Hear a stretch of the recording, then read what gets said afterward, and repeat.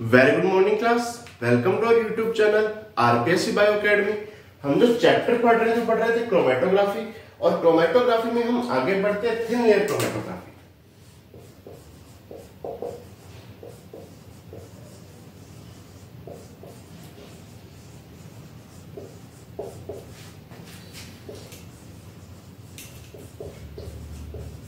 Thin layer chromatography, thin layer chromatography की बात की जाए, ये भी सेपरेशन और प्यूरिफिकेशन के रूप में काम में आती है। अगर सेपरेशन करना हो या क्या करना हो, प्यूरिफिकेशन करना हो,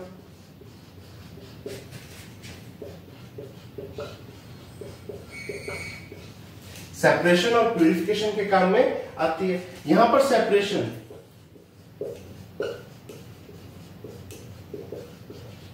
on the basis of polarity, किस बेस पे सेपरेशन हो रहा है? पोलैरिटी के बेस पे सेपरेशन हो रहा है। ठीक है, सेपरेशन और प्यूरिफिकेशन के रूप में काम आती है। सेपरेशन किस बेस पे होता है? पोलैरिटी के बेस पे होता है। ठीक है, अगर हम आगे बात करें, यहां पर जो मोबाइल फेज है,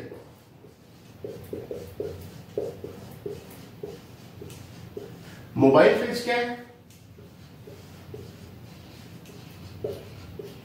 ऑर्गेनिक सोलवेंट है, ऑर्गेनिक सोलवेंट है। और स्टेशनरी फेज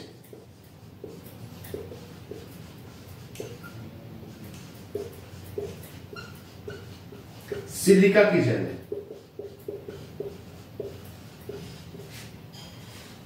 मोबाइल फेज के रूप में तो ऑर्गेनिक सोलवेंट को काम में लिया जाता है, जबकि स्टेशनरी फेज सिलिका की एक जेल होती है, एक थिन लेयर होती है। थिन लेयर क्रोमेटोग्राफी ना पतली परत होती है, किसकी? सिलिका की, जिसे बेस चाहिए होता है। ये बेस किस रूप में हो सकता है? या तो एल्यूमिनियम फॉयल के रूप में हो सकता है, एल्यूमिनियम फॉयल के ऊपर सिलिका जेल की एक पतली परत, या हम इसे खुद बना सकते हैं लैब में। लैब में कैसे बनाएंगे? जो ग्लास की स्लाइड है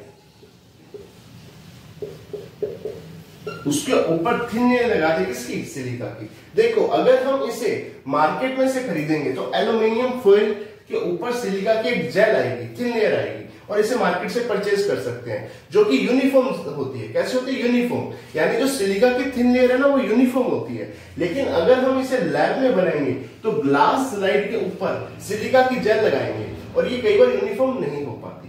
ठीक है, और इसके साथ हमें क्या चाहिए? सैंपल चाहिए। क्या चीज चाहिए? सैंपल चाहिए। जिस सैंपल का हम क्या करवा रहे हैं? क्रोमेटोग्राफी या थिन लेयर क्रोमेटोग्राफी करवा रहे हैं। अब इसे कॉन्सेप्ट को समझते हैं।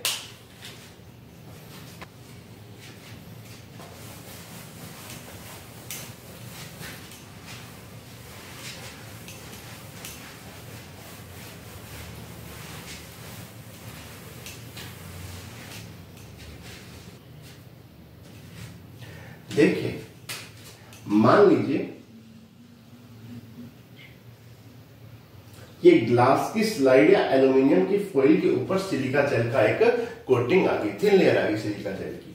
ठीक है, इसके सबसे पहले क्या करेंगे? यहां पर 1 सेंटीमीटर पर एक बेस लाइन बनाएंगे। क्या बनाएंगे? बेस लाइन बनाएंगे।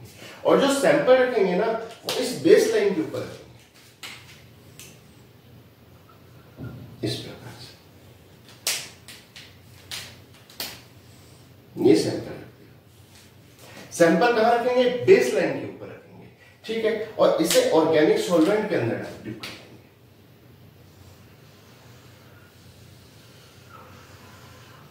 ये आ गया ऑर्गेनिक सॉल्वेंट।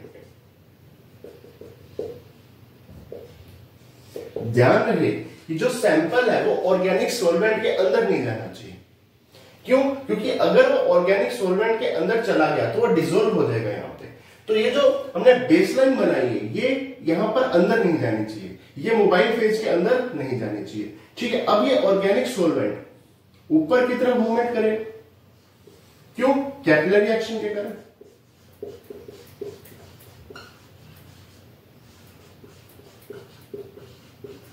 कैपिलरी एक्शन के कारण ऊपर की तरफ मूवमेंट करेगा।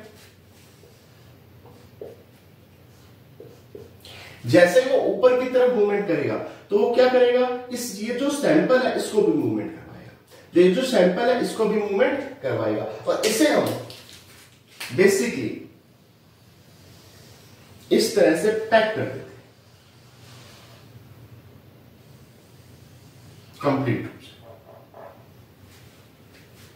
ठीक है। और हम सबसे पहले क्या करेंगे, जो सॉल्वेंट होगा, सॉल्वेंट का एक सैचुरेटेड मीडियम बनाएंगे। कैसा मीडियम, सैचुरेटेड मीडियम। ऐसा क्यों, देखिए पहले हम क्या करेंगे कि सॉल्वेंट को यहां पर रख देंगे और ऊपर की तरफ इसको पूरा कवर कर देंगे। अगर यहां पर क्या होता है, वेपराइजेशन की क्रिया होती है, तो यहां पर जो वेपर भी बने वो भी सॉल्वेंट के बने, सैंपल के वेपर ना बने, ठीक है। इसीलिए इसे हम कहते हैं सैचुरेशन। सैचुरेशन का मतलब पहले ही हमने सॉल्वेंट डाल दिया और 15-20 मिनट के लिए छोड़ दिया। जो सॉल्वेंट बनाकर या सॉल्वेंट का सॉल्यूशन बनाकर हमने यहां पर क्या कर दिया, छोड़ दिया इसको, ठीक है। क्यों, क्योंकि अगर वेपर भी बने तो वेपर भी किसके बने, सॉल्वेंट। इसे कहते हैं सॉल्वेंट का सैचुरेशन करना, ठीक है। अब कैपिलरी एक्शन के थ्रू जो सॉल्वेंट है वो मूव करेगा, कहां मूव करेगा, देखो यहां पे मोबाइल फेज मूव कर रही है, कहां, किसके ऊपर, स्टेशनरी फेज के ऊपर। मोबाइल फेज मूव कर रही है किसके ऊपर, स्टेशनरी फेज के ऊपर। स्टेशनरी फेज के रूप में हमने क्या लिया,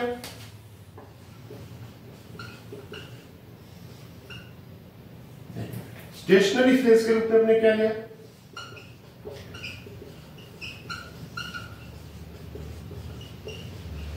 सिलिका की जेल। ये जो सिलिका की जेल होती है ये हाईली पोलर होती है,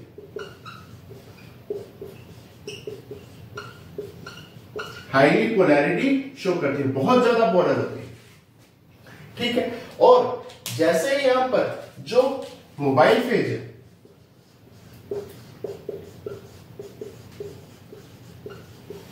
ठीक है, मोबाइल फेज है जो कि लिक्विड अवस्था में, या हम इसे सॉल्वेंट के रूप में बोल सकते हैं, ऑर्गेनिक सॉल्वेंट बोल सकते हैं, वो मूव कर रही है इसके ऊपर, तो वो सैंपल को भी मूव करवा रही है।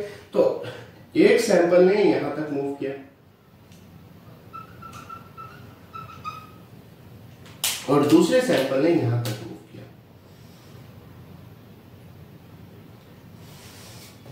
ठीक। एक सैंपल ने यहां तक मूव किया, एक सैंपल ने यहां तक मूव किया, क्योंकि जैसे जैसे कैपिलरी एक्शन के थ्रू सॉल्वेंट मूवमेंट कर रहा है वो सैंपल को भी तो मूव करवा रहा है। एक सैंपल ज्यादा मूव करेगा, एक सैंपल कम मूव करेगा। जो पोलर होगा, सिलिका जेल भी कैसी है, पोलर है, पोलैरिटी हाई पोलैरिटी शो कर रही है, हाईली पोलैरिटी शो कर रही है, ठीक है। हाई पोलैरिटी बोल दो या हाईली पोलर बोल दो, हाई पोलैरिटी जो शो कर रही है। तो जो पोलर होगा वो इस हाई पोलैरिटी के साथ क्या करेगा, बॉन्ड बना देगा, क्योंकि पोलर पोलर आपस में क्या करते हैं, एक दूसरे के साथ बॉन्ड बना देते हैं, तो वो ऊपर ज्यादा नहीं जा पाएगा, उसकी मूवमेंट कम होगी। मूवमेंट क्या होगी, कम होगी। मूवमेंट कम क्यों होगी, क्योंकि जो सिलिका जेल है वो हाई पोलैरिटी की है और पोलर ही उसके ऊपर क्या कर रहा है, मूवमेंट कर रहा है, तो आपस में बॉन्ड बना देंगे, जिस कारण से मूवमेंट हो ही नहीं पाएगी। लेकिन जो नॉन पोलर होगा,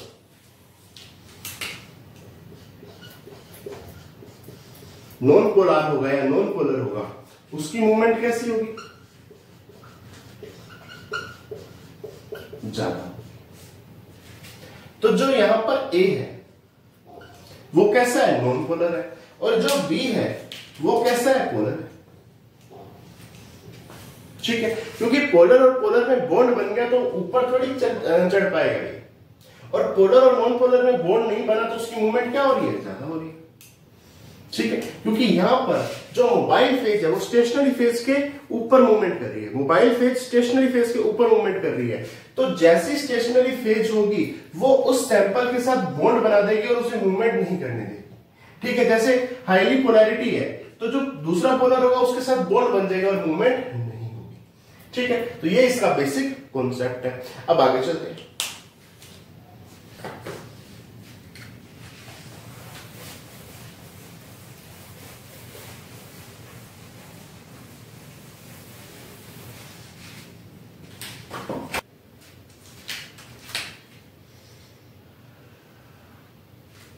देखिए अब आगे बात करते हैं रिटेंशन फैक्टर की।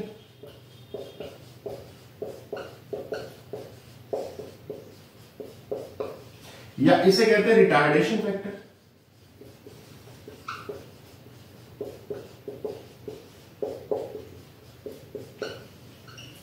सबसे ज्यादा मूवमेंट किसकी होगी? सबसे ज्यादा मूवमेंट होगी सोलवेंट की, क्योंकि वो कैपिलरी एक्शन के थ्रू मूवमेंट कर रहे हैं। सबसे ज्यादा मूवमेंट होगी सोलवेंट, ठीक है। और ये क्या बनाएगा? सोलवेंट फ्रंट बनाएगा, ठीक है। अगर मैं रिटार्डेशन फैक्टर या रिटेंशन फैक्टर की बात करूं या आरएफ की बात करूं, तो आरएफ क्या होता है? Distance travelled by molecule upon distance travelled by solvent front. Solvent front, जिस मॉलिक्यूल का हमें आरएफ निकालना है उस मॉलिक्यूल द्वारा तय की गई डिस्टेंस अपॉन सॉल्वेंट फ्रंट की डिस्टेंस, ये सॉल्वेंट फ्रंट आ गया। मान लीजिए मुझे ए मॉलिक्यूल का निकालना है, तो आ गया आरएफ ए, ठीक है। अब ए मॉलिक्यूल है, मैं मान लेता हूं कि डिस्टेंस स्मॉल तय की, और स्मॉल फ्रंट ने कितनी, सॉल्वेंट फ्रंट ने कितनी डिस्टेंस तय की? सॉल्वेंट ने की कैपिटल आर। तो आरएफ ए क्या आएगा? Distance travelled by molecule. Molecule कौन सा? ए मॉलिक्यूल। तो ए मॉलिक्यूल ने कितनी डिस्टेंस ट्रेवल की? Small A, upon distance travelled by solvent front. Solvent front ने कितनी डिस्टेंस ट्रेवल्ड की? ये आ गई कैपिटल आर अपॉन। उसी तरह आर एफ बी, ये बी आ गया, तो बी ने कितनी डिस्टेंस ट्रेवल की? मान लेते हैं स्मॉल बी की, अपॉन कैपिटल आर, यानी सॉल्वेंट फ्रंट ने कितनी डिस्टेंस ट्रेवल की। ध्यान देना कि ये जो डिस्टेंस हम निकालेंगे ये कहां से निकालेंगे? जो बेस लाइन ली थी उसमें से निकालेंगे, चाहे वो सॉल्वेंट की हो चाहे वो किसी मॉलिक्यूल की हो। अगर हम यहां पर क्या निकाल रहे हैं? डिस्टेंस निकाल रहे हैं, तो ये डिस्टेंस बेस लाइन से होगी, क्योंकि सैंपल की मूवमेंट कहां से हो रही है? बेस लाइन से। और इसकी मूवमेंट भी कहां से हो रही है? इसकी मूवमेंट तो ऐसे सारी हो रही है, लेकिन हम बेस लाइन से ही लेंगे, ठीक है। तभी हमें मालूम चल पाएगा इसका सही रिजल्ट क्या है, ठीक है। तो ये आ गया रिटेंशन फैक्टर। अब आगे चलते हैं।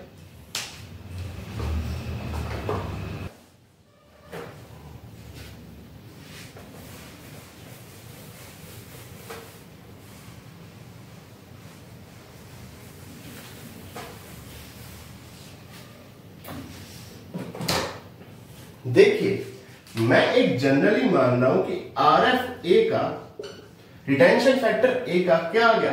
0.44। मैंने मान लिया ये जो ए मॉलिक्यूल है इसका आर एफ फैक्टर क्या आ गया? 0.44। मैंने जस्ट इमेजिन किया, मान लिया है। तो ये जो आर एफ है ये चेंज नहीं होगा, ये फिक्स हो गया ए मॉलिक्यूल के लिए। ना तो ये डिस्टेंस से चेंज हो रहा, ठीक है, डिस्टेंस से भी ये चेंज नहीं होगा, और ना ही ये टाइम के साथ चेंज होगा। इन दोनों के साथ चेंज नहीं होगा, ये फिक्स है। यानी इस अगर हम आर एफ फैक्टर निकाल ले 0.44, तो हम आर एफ फैक्टर की वैल्यू देखकर बता सकते हैं कि ये मॉलिक्यूल कौन सा है। हर मॉलिक्यूल का आर एफ फैक्टर क्या है? फिक्स है, वो चेंज नहीं हो सकता। ना तो वो डिस्टेंस पे डिपेंड कर रहा है, ना वो टाइम पे डिपेंड कर रहा है। अच्छा, ऐसा क्यों? क्योंकि देखो आरएफ है क्या? हम कंपैरेटिव स्टडी कर रहे हैं कि ए ने कितनी डिस्टेंस ट्रेवल की अपॉन सॉल्वेंट ने कितनी डिस्टेंस ट्रेवल की। तो अगर ए ज्यादा डिस्टेंस ट्रेवल करेगा तो सॉल्वेंट भी तो ज्यादा डिस्टेंस ट्रेवल करेगा, तो दोनों का रेशियो है, इसीलिए ये डिस्टेंस और टाइम पे डिपेंड नहीं करता, ये फिक्स है, ठीक है। जैसे आर एफ फैक्टर बी का अगर मैं मानू 0.22 तो ये फिक्स है, और हम बता सकते हैं कि 0.22 पर कौन सा यहां पर मॉलिक्यूल है, इससे हम आइडेंटिफाई करने के काम में आते हैं। तो ये रिटेंशन फैक्टर या रिटार्डेशन फैक्टर के बारे में हमने बात की। अब थोड़ा सा आगे चलते हैं।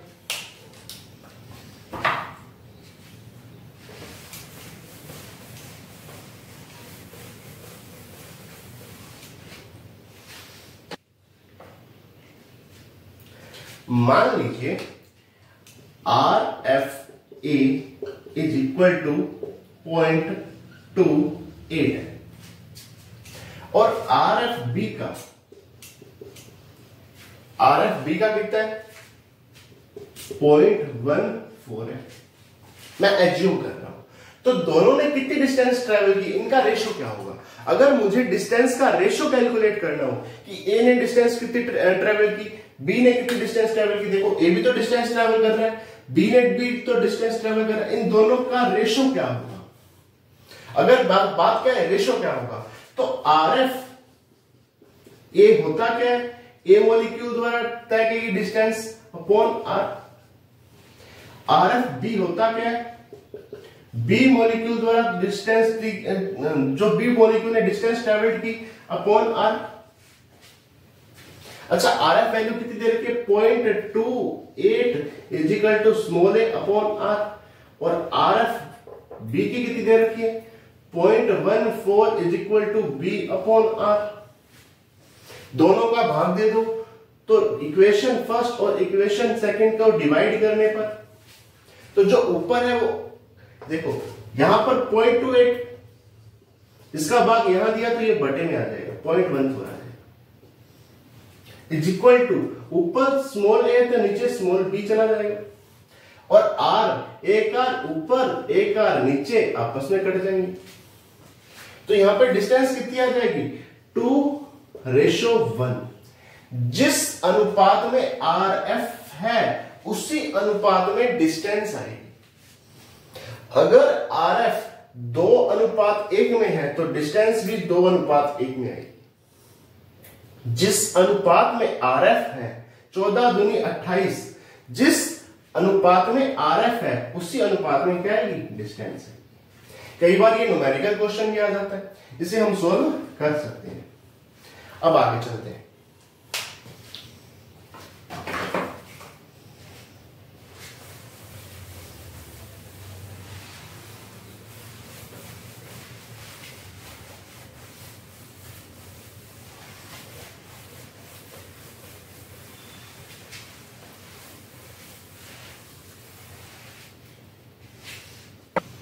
देखिए यहां पर हमने जो थिन लेयर बनाई थी उसके ऊपर सैंपल को अलग अलग कलर से शो किया था, लेकिन अगर हम इस प्रैक्टिकल को करेंगे तो हमें विजुअल नहीं हो पाएगा अलग अलग कलर से। तो हमें इसे कैसे देखना पड़ेगा, तो हम देखते हैं विजुअलाइजेशन कैसे होगा।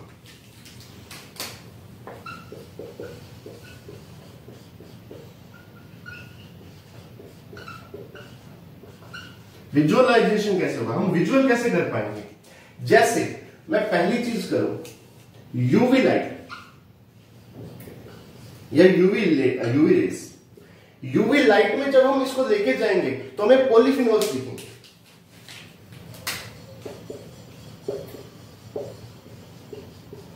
क्या देखेंगे पॉलीफिनोल्स। अगर मैं सीधी बात करूं कि यदि सैंपल में पॉलीफिनोल है और मैं इस पॉलीफिनोल को देखना चाहता हूं तो मुझे क्या करना पड़ेगा, यूवी लाइट में लेके जाना पड़ेगा। क्या हम ऐसे पॉलीफिनोल्स को देख सकते हैं, नहीं देख सकते, हम केवल मॉलिक्यूल को देख सकते हैं। और जैसे ही मैं इसे यूवी लाइट में लेके जाऊंगा तो मुझे कंफर्म हो जाएगा ये क्या है, पॉलीफिनोल है या वेलेनिन।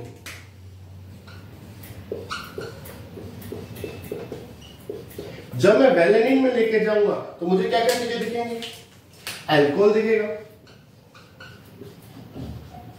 अल्कोहल दिखेगा, कीटोन दिखेगा, एल्डिहाइड दिखेगा, एल्डिहाइड दिखेगा। अगर मैं निनहाइड्रीन लेके जाऊं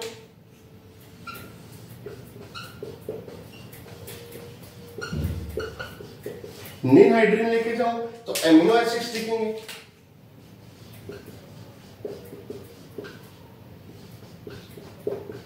एमिनो एसिड्स दिखेंगे। यदि मैं आयोडीन वेपर लेके जाऊं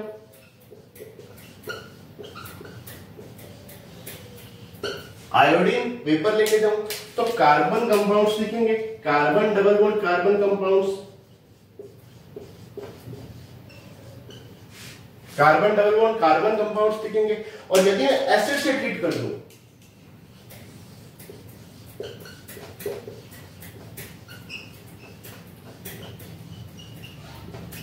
तो मुझे ब्राउन कलर के स्पॉट दिखेंगे हॉट लाइट पे मुझे ब्राउन कलर दिखेगा, ब्राउन कलर के स्पॉट्स दिखेंगे। देखो विजुअलाइजेशन कैसे कर सकते हैं, यदि पॉलीफिनोल लो और पॉलीफिनोल को मैं देखना चाहता हूं तो मुझे यूवी लाइट में जाकर देखना पड़ेगा। यदि अल्कोहल, कीटोन और एल्डिहाइड को मैं देखना चाहता हूं, अल्कोहल, कीटोन और एल्डिहाइड को देखना चाहता हूं तो मुझे वेलिनिन का काम यूज में लेना पड़ेगा। वेलिनिन से मैं एल्डिहाइड, कीटोन और अल्कोहल को देख सकता हूं। यदि मुझे अमीनो एसिड्स को देखना है तो मुझे निन हाइड्रोजन चाहिए। क्या चाहिए? निन हाइड्रोजन चाहिए। यदि मैं कार्बन डबल बॉन्ड कार्बन को देखना चाहता हूं तो मुझे आयोडीन के वेपर चाहिए। और यदि मैं इसको देखना चाहता हूं, इनके ब्राउन स्पॉट्स देखना चाहता हूं तो मुझे क्या चाहिए? एसिड से ट्रीटमेंट करना पड़ेगा। ठीक है, तो ये विजुअलाइजेशन मेथड्स है।